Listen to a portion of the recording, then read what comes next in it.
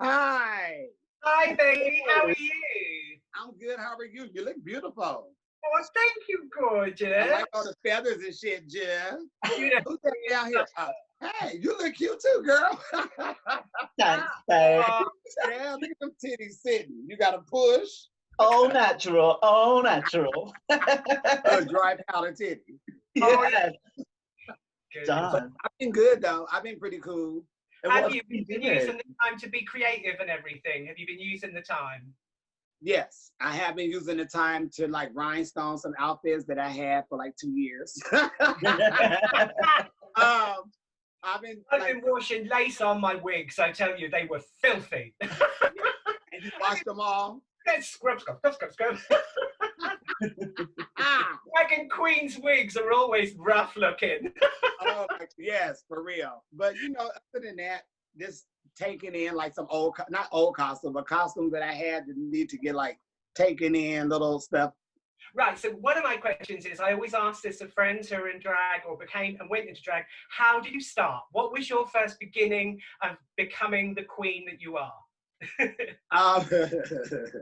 I entered a contest to a concert for Patti LaBelle, and I won. And from there, it just took off. Excuse me, no Rona. Coronavirus. Yeah, so after I won the contest, the very next day, it was like a big event. And then I just started performing. And before I knew it, I was a drag queen. I love it. I love it. So what does we were talking about this the other day, and we were saying about what sort of drag queen do you think? You know, you've got the look queen, you've got the sort of like the Insta queens and all that, the cabaret, the singing queens, the comedy queens. What would you say you were? Would you say you were a combination?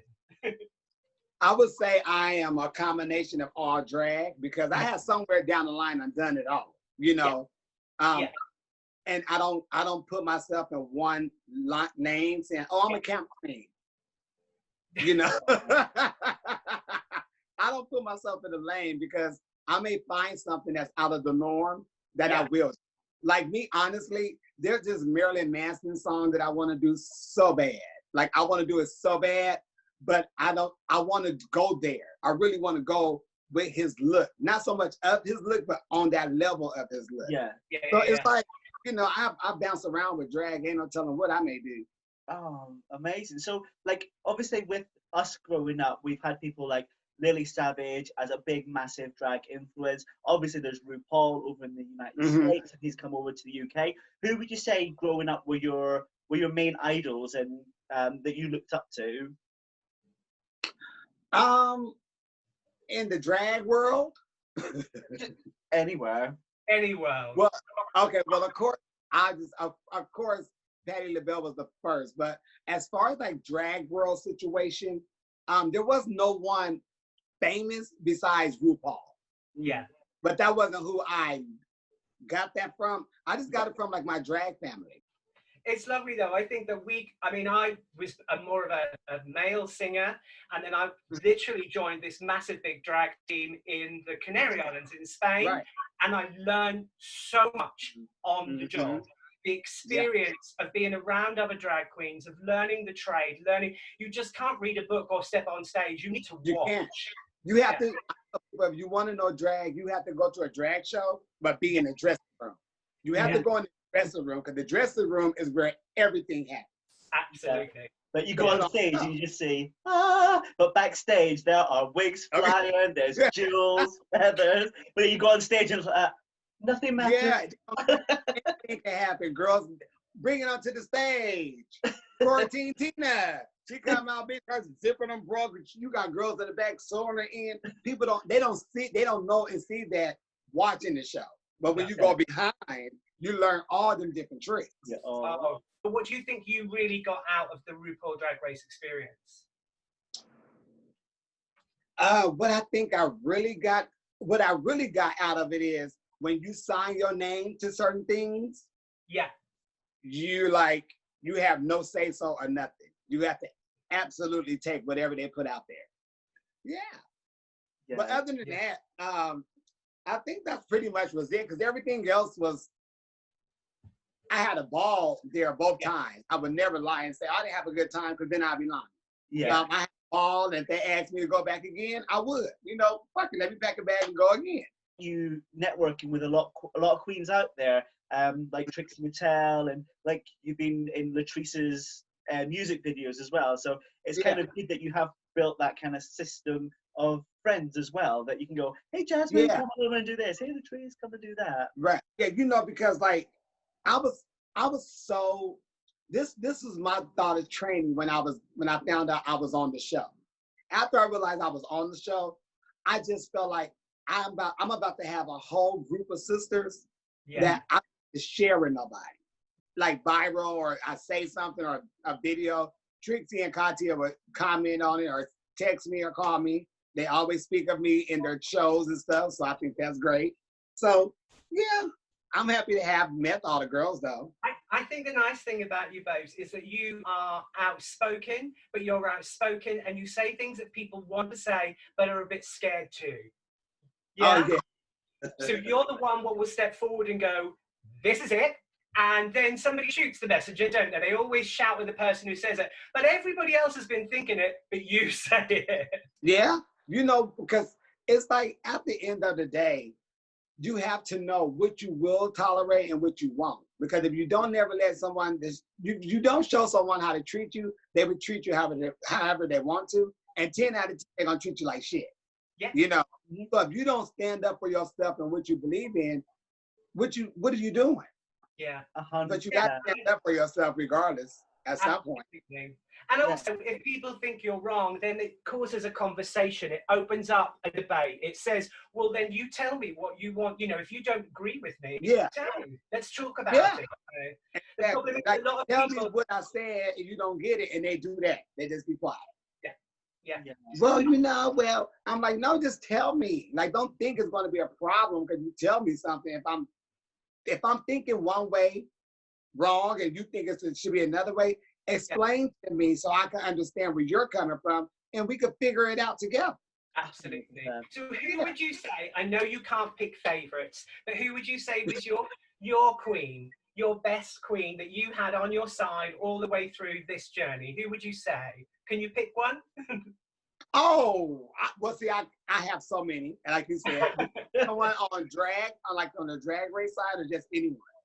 In general, I mean, who is your like me and Crystal, that way.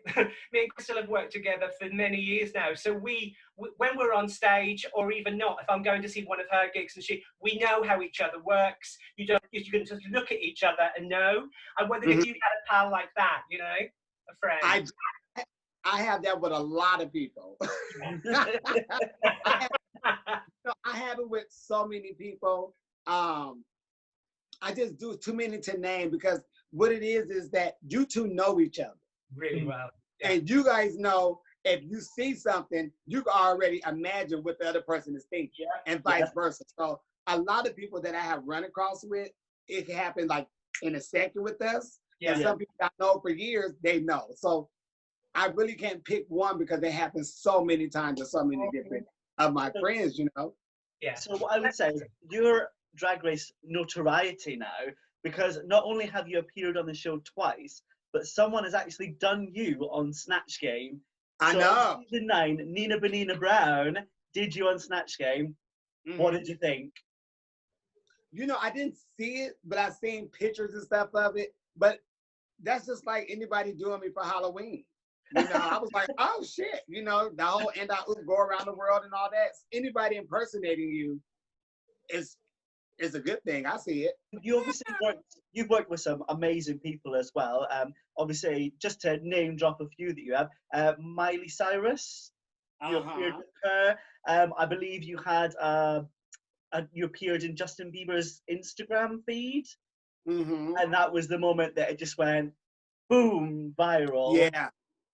Wow, what did that feel like, having Justin Bieber of all people just going, all right there, Jasmine Masters? Girl, I was scared. Let me tell you. I was at a show in San Diego at Moe's, and I heard my phone just going like brrr, brrr. So I'm thinking, what is that? So I'm going through, and I just see like the video like the picture of it, you know, down my timeline, but I never looked to see what the problem was. I'm like, oh, they liking the video or whatever. Mm-hmm. So when I got home, well, it was the next morning when I realized that I was going viral. Yeah. Or that I was viral or whatever the case may be, because I decided to look. And when I looked on Instagram and then I was looking on Facebook, it was just everywhere. Yeah. That he shared it and everybody was in my message. Oh my God, Justin Bieber shared it. And I didn't even know, like, well, all his people followed him. I guess they found me too. Dr. Phil, I did talk to Dr. Phil on Instagram about the anti-oop, because he didn't understand like what it was and where it came from and yada. So someone linked me to his account and he was talking about it, and I messaged him and said, hey, I'm the person that did the anti-oop, yada, yada, yada. And he was like, oh, wow, it's funny, you know, everybody's saying it, the kids are saying it with the It won an award, doesn't it? You won Gift of the Year. And yeah, best viral moment. Yeah, that is amazing. And that is just you. That is like, it's not even like a... But you know, I always say, I say like, okay, I won it just because I said the anti-oop, but I didn't win it by myself. You know, everybody who worked sharing it, the person who made it, because I didn't make the meme itself. Yeah. I just did the video and they, you know, took it. But I always say we all won it. You know, everybody who shared it, everyone who liked it, like we did that as a team because there was other people up for the category as well. Yeah. But we whooped that ass. But we were just better than everybody. You know, so it's like, bitch, I won. So yeah, I did drag race, but bitch, I won the meme award twice. Exactly. So, Jasmine, what's next for you? What are you going to be doing next? You said you're writing and everything. What's your next journey after the old LD is finished, the old lockdown? Girl, honey, everything. Everything. When I tell you, I'm not turning no gigs down. I'm not turning give a damn. Because you know, one thing I can say, I never taken stuff for granted, especially like the drag and all the good stuff that come and the bad stuff. I never taken that for granted either. But I have realized there are a lot of places, and I always felt this way, that just don't have the money to get girls there. Because they be small bars or they be, you know, the money, or a small little town. I'm like, you know what? My gift is to perform and make people happy. Yeah. Because they're making me happy all these years. So if a place don't have everything they need, we gonna figure out something to where I'm there. You know, hell, get a ticket. We work everything else out. But it's like, I want to do all them places. I always said I want to do them, and I've done a few. But I think like doing that more, I think I want to do. Yeah. Because it's not, I don't even know if it's, even though it's my job, but now I'm just more like, I just want to meet everybody that I can. Yeah. And until I can walk down the street and walk to anybody's door and they let me in with no problems. I think with your personality, which you're really you're open and I think it breaks down barriers. And I think this is what we always said, not to be too heavy about drag, but we always find at gigs that people can come in and be, whoa. And by the end of it, we've changed their opinion. You know, we've changed their opinion that this is an art form, this is what we do, but we want you to have fun. We want you to have a really nice evening and enjoy yourselves. And we need to get you a gig over in the UK. Yes, come out to meet you in person. Yes, I've been over there before. I would love to come back. Yes, we need to get you back over here. We definitely do. I would love that. We can have a good time. Oh, well, do you know what, Jasmine? It's been absolutely amazing chatting to you this evening for us, this morning for you. Right. Hopefully, we'll all come out of this lockdown a lot slimmer and more gorgeous. But I know we will. Thank you. I know we will. We'll be fine. We'll get out of this shit. But I had a wonderful time chatting with you girls, and hopefully we do this again sometime soon. Yeah. On quarantine, side of quarantine, you know. We'll make it happen. Yes, Take indeed. care, my angel. Thank you. You too, babe.